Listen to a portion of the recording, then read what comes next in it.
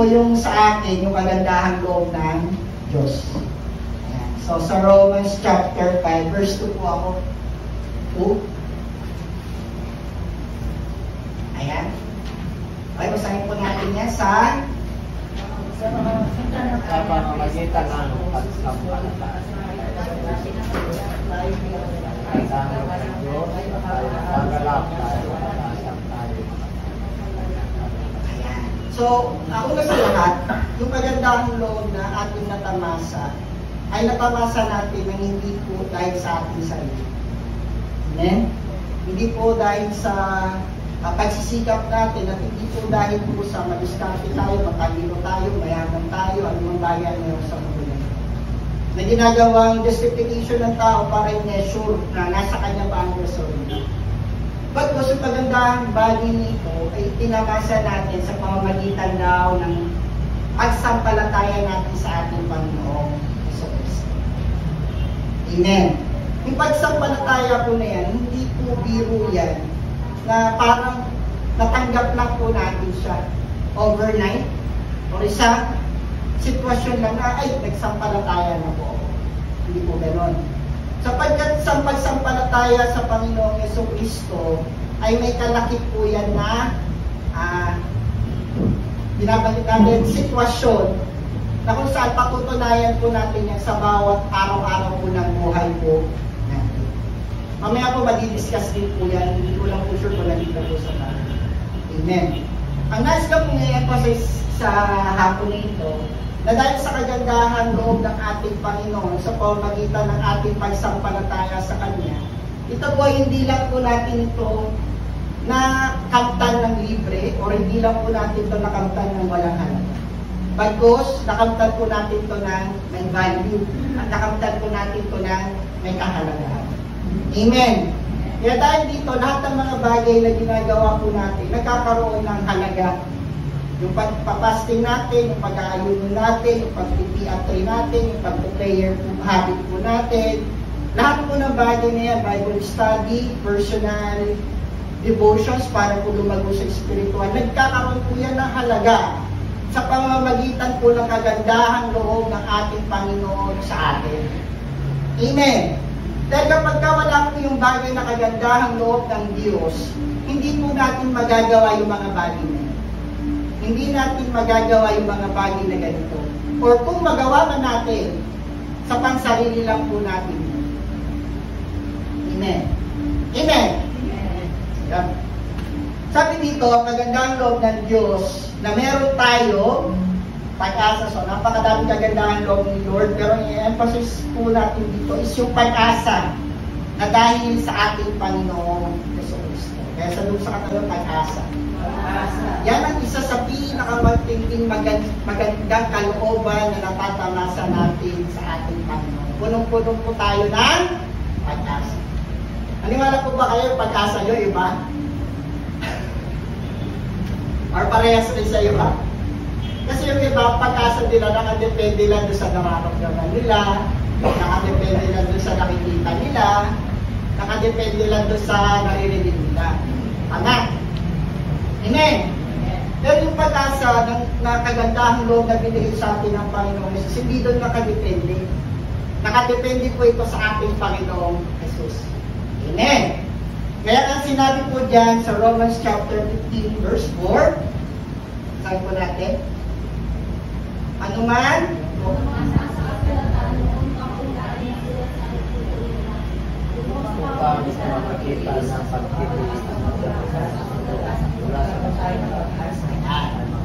so nagkakaroon tayo ng pag-asa nang dahil po doon sa mga natututunan natin sa handaw, sa mga nakasulat. Hindi tayo aware na yung Word of God o yung salita ni Lord, yung mga history before nila Joseph, nila Abraham, nila Isaac, nila Jacob, nila Moses, history of Jesus Christ, lahat po yun sinulat, nakatitik sa harapan para sa pag-asa, sabi niya, no? Kaya nagkakaroon tayo ng pagtitiis at pagpapalakas sa pag-asa.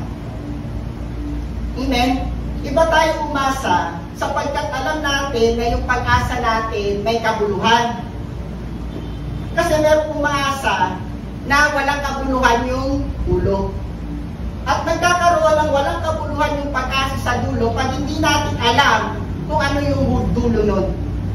Pero sa atin, sa pamamagitan po ng mga nakasulat at itunuro sa atin, yung pag-asa po natin ay merong katuparan.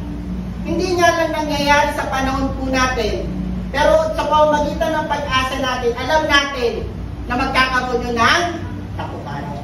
Amen! Ano ba yung mga ngayon? Buhay na walang hanggan. Tama? Amen! Amen. Yung mga sinabi sa Biblia na muling pagbabalik ng ating Panginoon. Napakadami, hindi lang sa darating na panahon.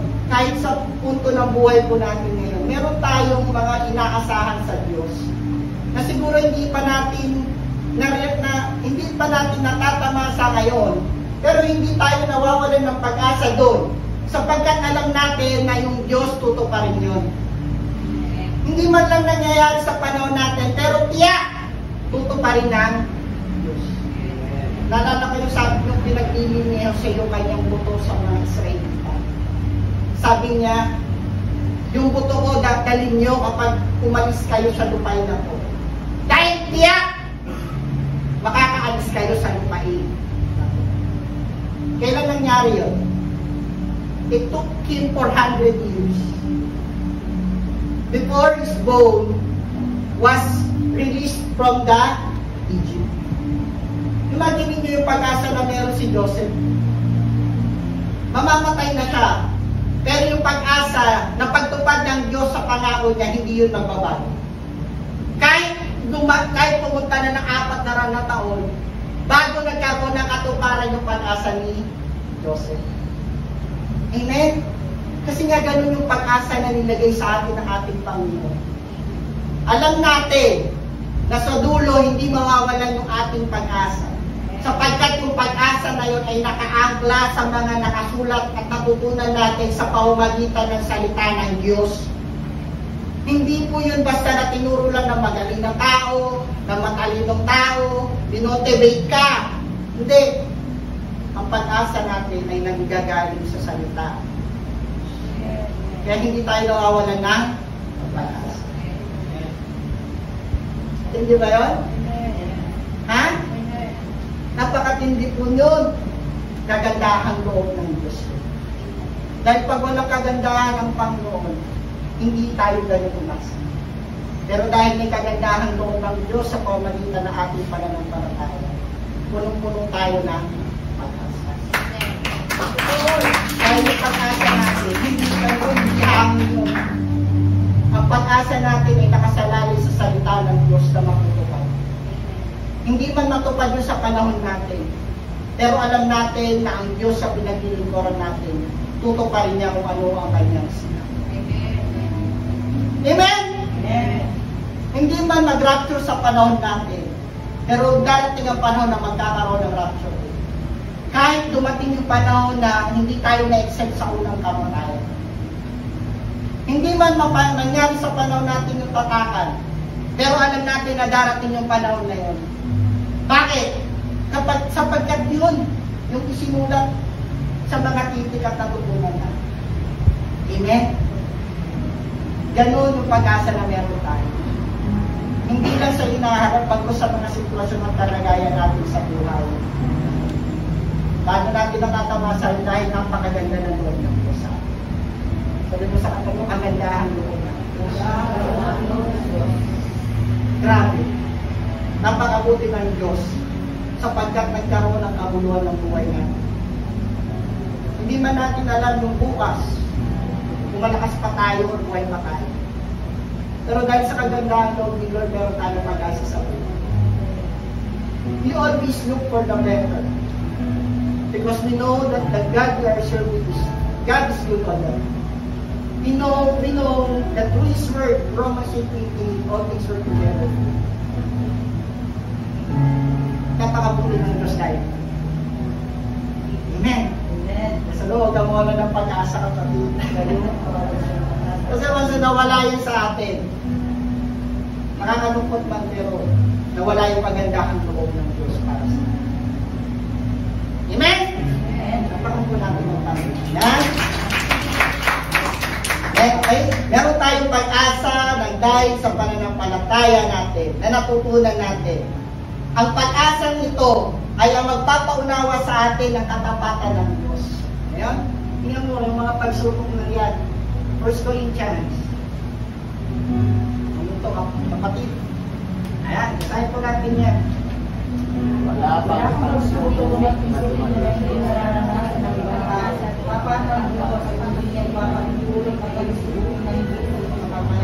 sa hari pagdating ng pagsubok, ibigay na tayo malakas na kamakayaan ng paraan upang malakasan ko. Paano hindi ka mawawalan ng pag-asa?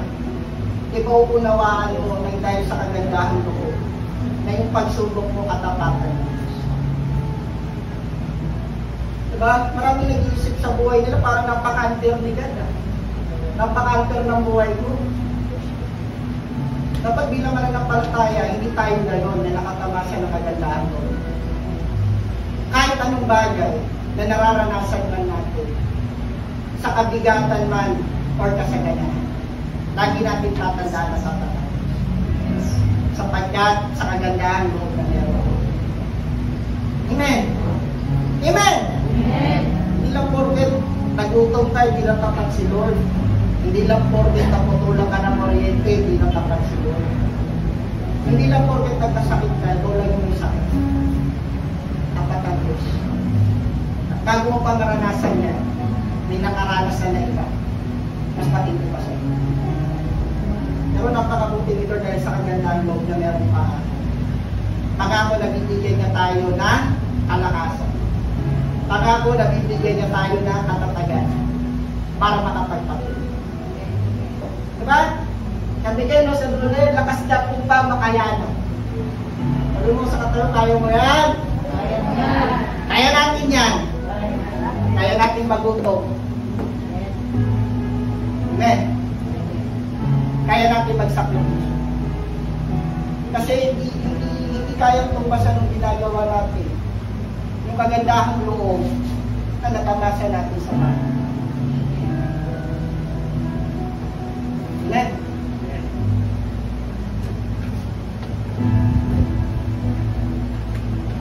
Ang pag-asa na ito ang magbibigay sa atin ng lakas ng loob na tanggapin na ang buhay ay pagpapala mula sa Diyos. Hindi ito nakabatay sa kapangyarihan, kadakilaan at material na ayon sa sukat ng mundong ito, kundi ito ay nakasalig sa ating pagkilala at pagsunod sa Diyos. Kaya sabi mo, pinagpala tayo. Sabi niyan, next. Sabi niyan, salamat ako masasabi. Matakot ka sa Diyos at hindi mo ang kanyang mga gusto sa pagkatito ang pagkakulan ng tao. nagkaroon ng kalagayan sa atin. Kasi noon, nabubuhay tayo, nagsarili lang natin. Marami tayong dreams, marami tayong ambitions, marami tayong plans. To the extent na sometimes na hindi natin naiisip yung ang kalooban. Pero salamat kay Lord dahil sa pag-asa na yan, sa kagandahan daw ni Lord. Naunawaan natin. Ang pinakabuod pala ng buhay, hindi nakasalin sa kayamanan, kapangyarihan at katapunan. Kundi nakasalin daw siya sa pagkakit. Matakot tayo sa Diyos. Kaya alam niyo po, kahit anong estado ng tao, meron at meron yung pagsubok. Hindi pwedeng mawala ang pagsubok. Hindi pwedeng mawala ang testing or challenges nang dahil na meron kang kayamanan, kapangyarihan at kadakilaan. No. As a matter of fact, mas mahirap pa kung kanila mga pinagdaraan. Pero salamat kay Lord, meron tayong certain degree na pagsubok sa buhay para magbigay ng katapatan ni Lord at magampanan natin itong bagay nito. Magampanan natin sa bawat tubo ng ating buhay sa pagsubok natin yung pagkakaroon ng tawag kay Lord at pagsunod sa kanyang mga. Hindi tayo napupunta doon sa yugto na kailangan natin magkompromiso para dito. Bakit? Sapagkat pinaunawa sa atin ni Lord na ang yaman ay hindi nakabase sa panlabas. Hindi nakabase ito sa regalo namin. Sabi mo, buhay ka pa ba, kapatid? Yan. Yan yung pagandahan mo ni Lord. Amen? Habang buhay ka, huwag ka mawawala ng pag-asa. Kasi yung pag-asa na meron tayo, hindi galing sa mundo. Galing yung sa pitik na isinulat ng Diyos para meron tayong kahihinatnan sa buhay. Amen! Amen! Kaya sabi niya, masabi mo natin yan. Sapagkat ang ba ang mapapalagan sa tanong niya po. ngunit ang pagkakapangalan ng kanyang sarili. Naunawaan natin yung bagay na yan sa laman kay Lord at nung wala pa tayo doon sa rurok ng karamdaman. Kasi maraming nakakaunawa niyan kapag ka nandun na sila sa pre-rurok ngayon. Amen? Pero salamat sa kagandahan ko, Bigyan. Dahil sa pagpapatuloy natin sa pananalig, nauunawaan natin sa puso't isip natin kung ano yung mahalaga sa Diyos. At dahil nauunawaan natin sa puso't isip natin kung ano yung mahalaga sa Diyos, ini-invest natin yung panahon natin dahil alam natin na yun yung mahalaga. Amen? Alam niyo ba na ang bagay na mahalaga sa Diyos ay iba sa bagay sa mundo na to? Hindi pwede pagsamahin. Pero nakapakakyawan ko dito sa ibang topic. Pero kung gusto mong maranasan at matamisa talaga yung buod ng buhay, maunawaan natin na ang bagay ng buhay po natin ay hindi namin po nakasali ko. Kaya pag nabubuhay tayo ngayon, maging grateful po tayo. May challenges man tayo, sabihin natin ay yung matapatan ng Diyos. Huwag tayong mawawalan ng pag-asa. Kasi yung mga bagay na yan ay kagandahan loob namin. Amen? At bonus doon, nakakapag-Saturday tayo, nakakapag-Friday, nakakapag-prayer habit tayo, nakakapag-Bible study tayo. Yun yung mga bagay na mahalaga sa Diyos. Na naunawaan natin na mahalaga pala kasi anak na tayo. Pero kung wala kagandahan ni Lord, kagandahan loob si Lord, most probably yung ganitong bagay, isipin natin na aksaya lang doon ang panahon. Pero salamat sa kagandahan loob ng Diyos. Yung bagay na mahalaga sa Panginoon ay naging mahalaga din sa atin. Hindi sa ganang sarili natin, kundi sa pamamagitan ng pananampalataya natin sa ating Panginoong Hesus. Nasaan mo sa katayo, pinagpala tayo. Hindi ba narusolve yung problema mo ngayon? Pero alam mo may pag-asa ka. Darating ang panahon makakain. May graduation. Ang kahirapan, hindi tao yan. Ang kahirapan, sitwasyon. Pwede kang maging mahirap ngayon, pero sa puso at isip mo malaman. Amen?